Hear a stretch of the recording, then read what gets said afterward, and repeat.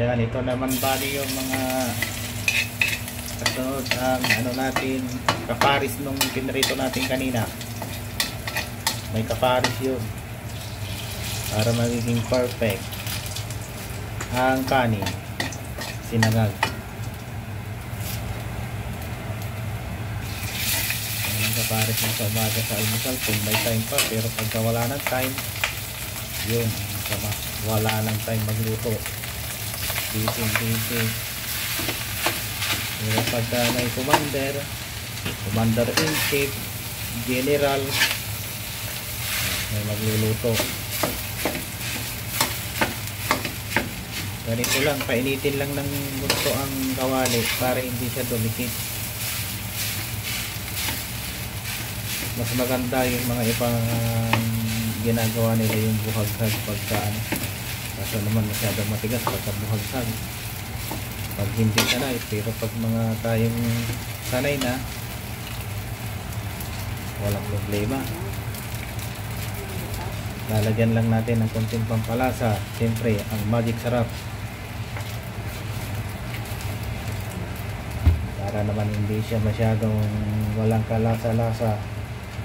Ang sinangag na kanin at iodized salt, kunti lang na iodized salt ang yan natin.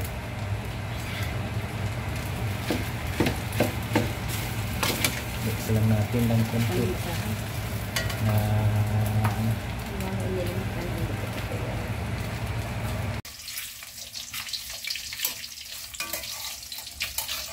yan. After siguro 1 minute, pwede na natin balik ka rin. Yan, ganyan lang ka pula. Pero yung iba naman gusto nila tostado, ang iba naman gusto ay ganyan lang. Dito sa bahay ganito lang ang trip nila. Siyempre kanya-kanyang trip, basta importante ay maayos ang nailuto.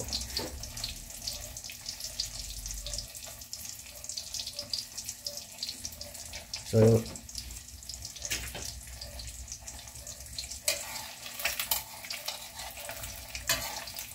pag mga ganitong mga ano, at wala na tayong time na magluto, ito na yung pinakamabilis, pinaka affordable na ano, lalo pagka wala na tayong time na magluto. Instant,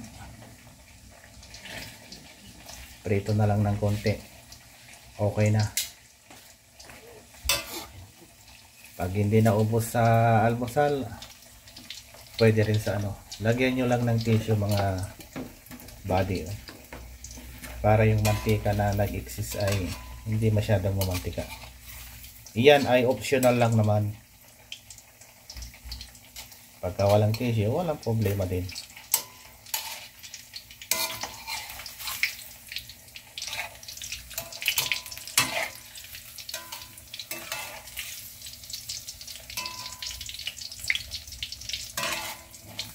Okay, siguro ay mga 1 to 2 minutes lang siguro ito na ano, sa time niya.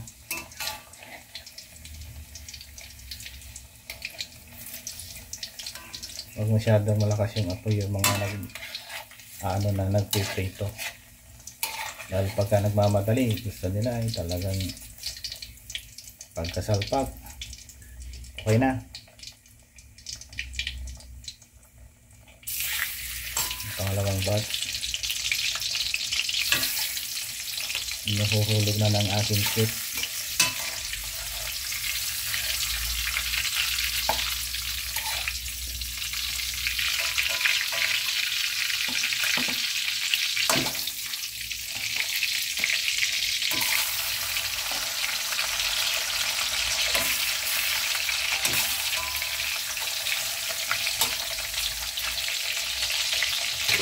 Okay, 1 to 2 minutes ulit siguro ito na lulutuin hanggang sa medyo golden brown na siya.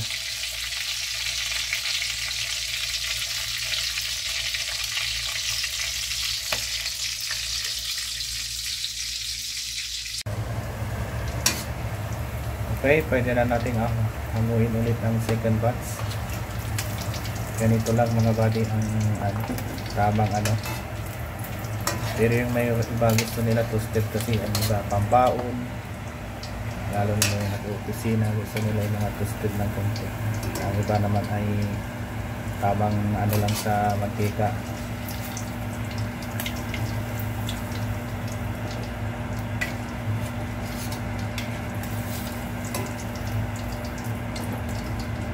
Tapos ang susunod namin ay yung lumpiang Shanghai.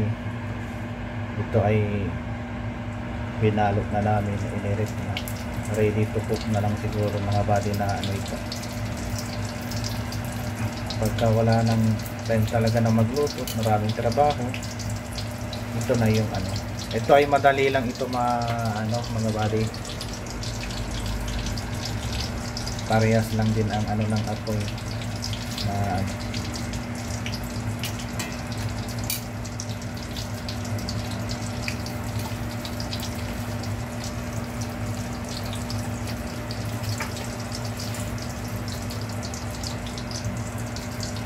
ganito lang yung lakas ng apoy niya.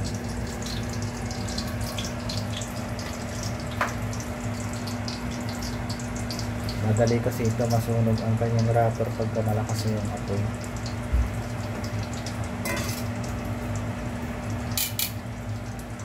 Kaya tamang lang, ang katamtaman lang na rate.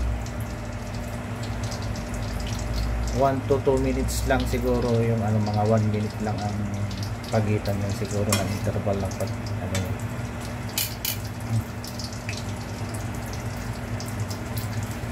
pag binaliktad.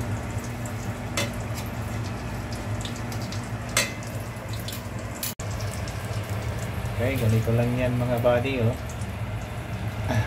to 2 minutes lang ang yan kasi mahina lang yung apoy niya.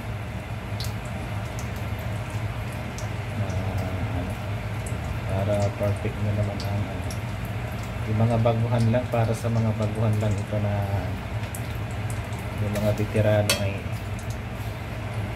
kayang-kaya na nila, yung mga baguhan lang na mga nagpiprito, lalo na yung mga estudyante yung nagpo-hold.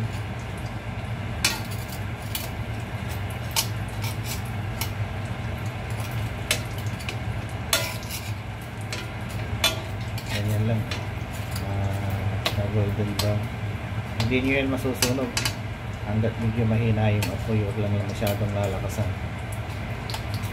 Kahit din mamaya yan mga bandang tanghali, hindi yan masyadong malutong pa rin kasi hindi siya masyadong sa apoy. Ganun lang mga buddy. Magandang umaga, good morning. Ayan mga buddy ang style niya, tapos lalagyan lang natin ng powder na bawang. May nabibili mga powder na bawang sa grocery, pwede nyo siyang lagyan para hindi malasa. Mayroon din nabibili sa malapit dito sa amin, kaso siyempre pagka nasa malayo kayo, anahan nyo na lang yung bawang na nabibili sa palengke, yung hindi pulpo, pwede naman yun.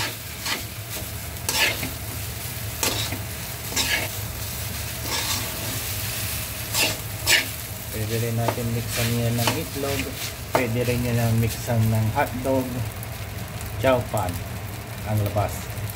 Okay mga buddy, magandang umaga ulit, good morning.